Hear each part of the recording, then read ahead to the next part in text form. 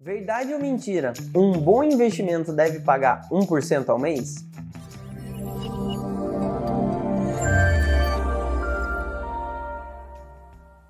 Isso pode ser uma verdade e pode ser uma mentira. Vai depender do momento da economia que a gente está vivendo.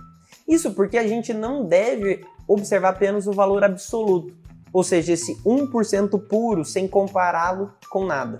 A gente está acostumado aqui no Brasil a assimilar que um investimento seja bom se ele pagar 1% ao mês, porque nós sempre vivemos em um país de juros altos.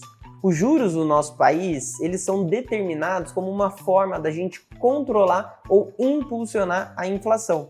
E a gente sempre teve um problema de inflação aqui no Brasil. Então a gente sempre teve juros altos para tentar frear esse mecanismo da inflação. Isso não quer dizer que juros altos seja bom para o país. Isso vai sempre depender do contexto de economia que a gente está vivendo aqui. Então, a gente se acostumou a ter bons investimentos seguros pagando 1% ao mês.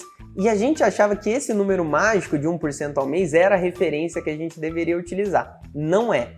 A referência que a gente deve utilizar é qual é o juros que está sendo praticado no país. O juros na nossa economia ele é determinado pelo Banco Central, através do Copom, que é o Comitê de Política Monetária. Esse comitê ele se reúne a cada 45 dias para determinar quais vão ser os juros a serem praticados na nossa economia, olhando para o que a gente está vivendo de inflação. Esses juros da nossa economia a gente chama de taxa Selic, e é ele que a gente precisa se balizar. A taxa Selic é a taxa de um juro sem riscos, um juros conservador aqui no nosso país. Então, digamos que a gente esteja vivendo um momento de Selic a 12%, neste caso, sim, um investimento seguro vai te pagar 1% ao ano. Mas e se a gente estiver vivendo um contexto de juros de Selic a 2% ao ano, como foi o caso recentemente? Nesse caso, um investimento seguro vai pagar 2% ao longo de um ano inteiro. Ou seja, a cada mês ele vai pagar muito menos que isso. Ele vai pagar menos de 0,2% ao mês.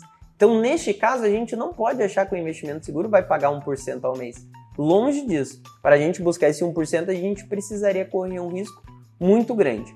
Então, tira da sua cabeça que um bom investimento tem que render 1%.